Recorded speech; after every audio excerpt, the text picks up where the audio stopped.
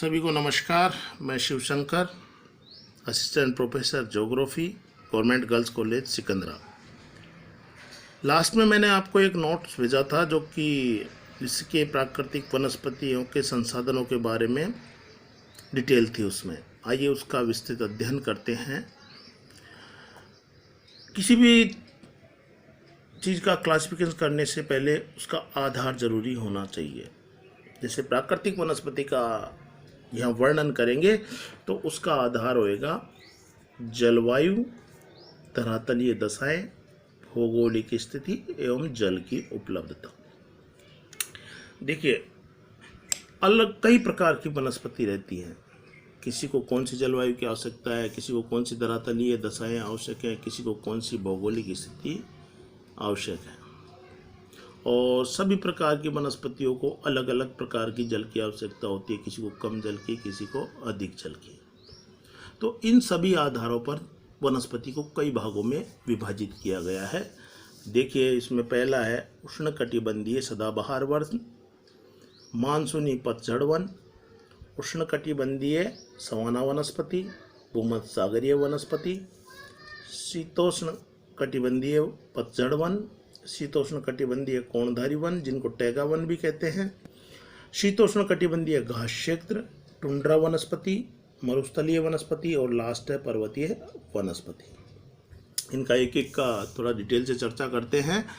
और ये टेबल मैंने इसलिए बनाई है कि थोड़ा आंसर अपना सिस्टमेटिक हो जाए और याद करने में कंपैरेटिवली इजी रहे।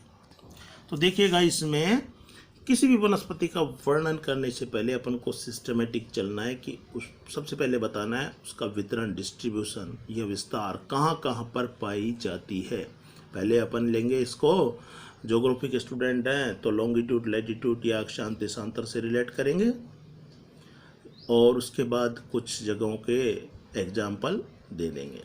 उसके बाद जलवायु की दशाएं बताएंगे कि वहाँ कितनी ये वनस्पति, पर्टिकुलर वनस्पति कितनी, कौन सी जलवायु में उत्पन्न होती है, कितनी वर्षा चाहिए, कितना तापमान चाहिए उसके लिए।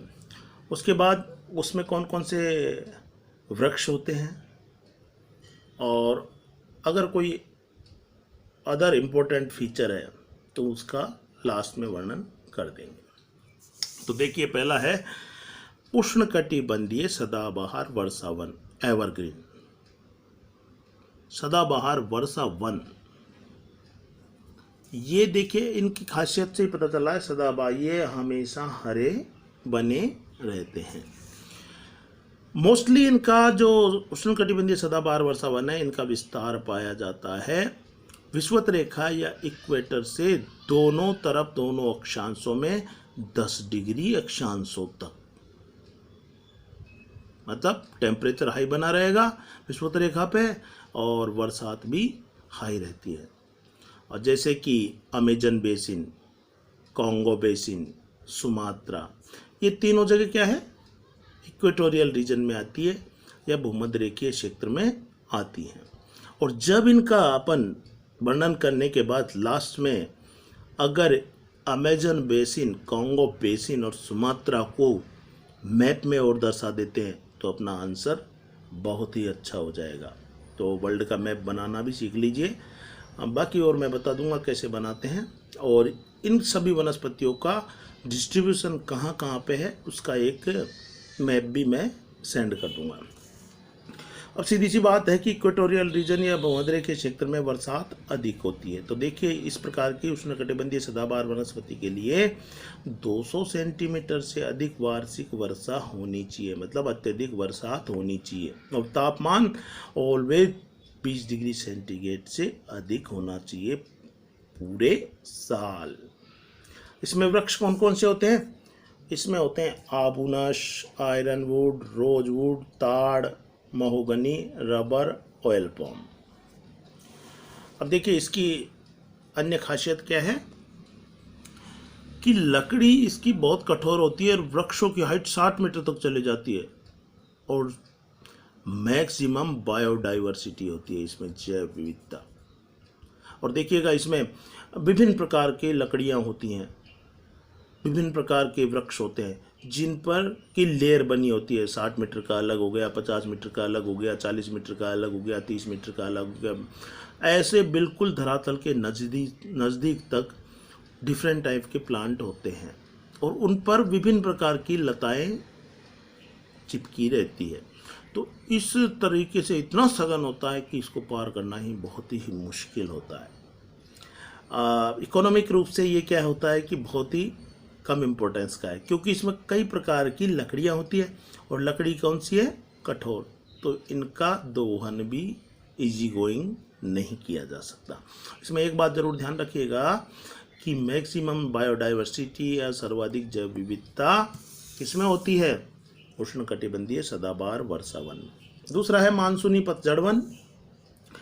मानसूनी पतझड़ वन दोनों गोलार्धों में 12 से 25 डिग्री अक्षांशों के मध्य पाए जाते हैं, जैसे कि पश्चिमी द्वीप समूह, भारत, दक्षिण पूर्वी एशिया के इंडोनेशिया में, मलेशिया, अफ्रीका, उत्तरी ऑस्ट्रेलिया, दक्षिणी ब्राज़ील एवं चीन में। और इसमें वर्षा 150 सेंटीमीटर के समथिंग चाहिए और तापमान 10 से 30 डिग्री सेंटीग्रेड, जो कि अपने यहाँ पे वनस्पति है उस पे उसका एग्जाम्पल लेके इस वनस्पति का वर्णन कर सकते हो, जैसे सागवान, साल, बरगद, पीपल, आम, शीशम, महुआ, जामुन, नीम, पलास। इसमें नाम से यह है कि पतझड़, तो ये क्या करते हैं कि सर्दियों में अपने पत्ते गिरा देते हैं, जिससे इन्हें पर्णपाती या डेसिडुअस फॉरेस्ट भी कहते हैं। सर्दी से बचने के लिए अन्यथा इनको तो टेम्परेचर ज़्यादा चाहिए, सर्दी के कारण ये नष्ट भी हो सकते हैं। थर्ड है उष्णकटिबंधीय सवाना वनस्पति। सवाना, ध्यान रखना नाम। ये दोनों गोलार्धों में 8 से 30 डिग्री अक्षांशों के मध्य पाई जाती है। ये ध्यान रखिएगा, जब आप 8 से 30 डिग्री अक्षांशों के मध्य लिखो तो दोनों गोलार्ध जरूर लिखना, नहीं तो इससे शो नहीं हो रहा कि कहाँ कहाँ पर पाया जाता है। बरसात की बात करें तो 75 से 150 सेंटीमीटर और तापमान 18 से 32 डिग्री सेंटीग्रेड। सवाना का सामान्यतः अर्थ ही होता है कि घास, इसमें टोटली घास का एरिया होता है और ये जो सवाना की घास होती है लंबी एवं सूखी होती है, लॉन्ग एंड ड्राई टाइप की, जिसमें विभिन्न क्षेत्रों में विभिन्न नामों से जाना जाता है। ये बहुत इम्पोर्टेंट है, ऑब्जेक्टिव में भी आ जाता है। सवाना घास के मैदानों को ब्राज़ील में कैंपोस नाम से जाना जाता है, ओरिनोको घाटी मतलब और साउथ में लानोस नाम से। पार्कलैंड किसे कहते हैं कि सवाना घास के मैदानों में कहीं कहीं छिटर-पुटर वृक्ष मिल जाते हैं छोटे मोटे, उन्हें कहते हैं पार्कलैंड। पार्कलैंड से ज़्यादा इम्पोर्टेंट है कैंपोस ब्राज़ील में और लानोस ओरिनोको घाटी में सवाना घास के मैदानों को कहते हैं। भूमध्यसागरीय वर्षा वनस्पति। देखिए भूमध्यसागरीय क्षेत्र में ये ज़रूर ध्यान रखिएगा कि भूमध्यसागरीय क्षेत्रों में वर्षा हमेशा सर्दियों में होती है और जो ये एरिया है वो 30 से 45 डिग्री अक्षांशों के मध्य दोनों गोलार्धों में केवल महाद्वीपों के पश्चिमी भागों में ही मिलता है, केवल महाद्वीपों के पश्चिमी भागों में, जैसे कि भूमध्य सागर का पूरा तटवर्ती क्षेत्र, इटली, स्पेन, ये पूरा जो एरिया है उसमें, यूएसए की कैलिफोर्निया में, दक्षिणी अफ्रीका, चिली, ऑस्ट्रेलिया का दक्षिणी पश्चिमी भाग। इसमें स्पेशली एक ही चीज़ ध्यान रखना है कि एक तो अक्षांश 30 से 45 डिग्री अक्षांश और महाद्वीपों के वेस्टर्न भाग। तापमान चाहिए इसमें 20 से 26 डिग्री सेंटीग्रेड के समथिंग तो गर्मियों में, और सर्दियों में 5 से 15 डिग्री सेंटीग्रेड के आसपास रहता है, और बरसात होती है 40 से 65 सेंटीमीटर। और इसमें वृक्षों की बात करी जाए तो जूसी फ्रूट होते हैं मुख्यतः इसमें, रस भरे, जैसे कि जैतून, अंगूर, माली, चैपरल, नींबू, नारंगी, और सिट्रस टाइप के या खट्टे फल होते हैं मुख्यतः। वृक्षों की ऊंचाई कम एवं रसदार वृक्ष होते हैं। देखिए यहाँ आ गया है जूसी या रसदार वृक्ष। नेक्स्ट है शीतोष्णकटिबंधीय पतझड़ वन। ये थोड़ा ठंडा रीजन आने लग गया है, जिसमें कि उत्तरी अमेरिका, पश्चिमी यूरोप, पूर्वी चीन एवं जापान के शीतोष्णकटिबंधीय क्षेत्र आते हैं। इसमें देखिएगा तापमान 21 से 27 डिग्री सेंटीग्रेड तो गर्मियों में और 12 से 15 डिग्री सेंटीग्रेड सर्दी में और बरसात होती है 70 से 175 सेंटीमीटर। अब जैसे जैसे ये कोल्ड एरिया आ गया तो वृक्षों के प्रकार भी चेंज होते जाएंगे। इसमें ओक, बीच, एल्म, बासवुड, चेस्टनट, मैपल आदि वृक्ष आते हैं। और शीतकाल में जो ये पत्तियां गिरा देते हैं अपनी सर्दी से बचने के लिए, उसे कहते हैं फिजियोलॉजिकल ड्रॉट। ध्यान रखिएगा, फिजियोलॉजिकल ड्रॉट। नेक्स्ट है शीतोष्ण कटिबंधीय कोणधारी या टैगा वन। ये और कोल्ड रीजन आ गया है। जैसे जैसे आगे बढ़ रहे हैं अपन कोल्ड रीजन आता जा रहा है। केवल उत्तरी गोलार्ध में पाए जाते हैं, कनाडा, अलास्का, ग्रीनलैंड एवं साइबेरिया में। ध्यान रखिएगा, केवल उत्तरी गोलार्ध में। तापमान इसके लिए बहुत ही कम चाहिए और बरसात 25 से 100 सेंटीमीटर के समथिंग। और ये वृक्षों के एग्जाम्पल जरूर ध्यान रखना है इसमें, स्प्रूस, पाइन, फर, लार्च, एल्डर, बर्च, पॉपुलर आदि। और इनकी क्या होती है कि पत्तियां एकदम नुकीली होती है। और इस प्रकार के वनों को बोरियल फॉरेस्ट या बोरियल वन भी कहते हैं। इसके बाद आता है शीतोष्ण कटिबंधीय घास क्षेत्र। एक तो अपन ने देखा था उष्ण कटिबंधीय घास क्षेत्र जिसे कहते हैं सवाना, उसके भी अलग अलग नाम थे। ब्राजील में था कैंपोज, लानोस था ओरेनिको घाटी में। अब ये तो गर्म क्षेत्र का हो गया। अगर अपन ठंडे क्षेत्र में आते हैं तो उसे कहते हैं शीतोष्ण कटिबंधीय घास क्षेत्र, जो कि 30 से 45 डिग्री अक्षांशों के मध्य महाद्वीपों के मध्य भाग में पाए जाते हैं। इसमें ये रिलेट कर लेना भूमध्य सागरीय क्षेत्र से, ये भी 30 से 45 डिग्री में था, लेकिन ये महाद्वीपों के पश्चिमी भाग में था और ये महाद्वीपों के मध्य भाग में। तापमान 26 से 32 डिग्री सेंटीग्रेड के समथिंग, गर्मी में, सर्दी में 15 डिग्री सेंटीग्रेड, बरसात 25 से 75 सेंटीमीटर। अब देखिएगा, इसमें वो घास थी सवाना, वो लंबी एवं सूखी थी, इसीलिए मैंने टेबल बनाया कि कंपेयर हो जाएगा। जबकि शीतोष्ण कटिबंधीय घास की लंबाई 1.3 से 3 मीटर तक होती है, जिसके विभिन्न क्षेत्रीय नाम हैं। ये बहुत इंपॉर्टेंट है, जनरली एग्जाम में आता ही रहता है कि शीतोष्ण कटिबंधीय घास के मैदानों को यूएसए और कनाडा में प्रेरी बोलते हैं, स्टेपीज बोलते हैं यूरेशिया में, पंपास अर्जेंटीना दक्षिणी अमेरिका में, वेल्ड्स साउथ अफ्रीका में, डाउन्स ऑस्ट्रेलिया में, कैंटरबरी न्यूजीलैंड में और पुस्तजा हंगरी में। ये बहुत ही इम्पोर्टेंट है, इसे याद कर लीजिएगा और मैप में डिनोट कर लेना।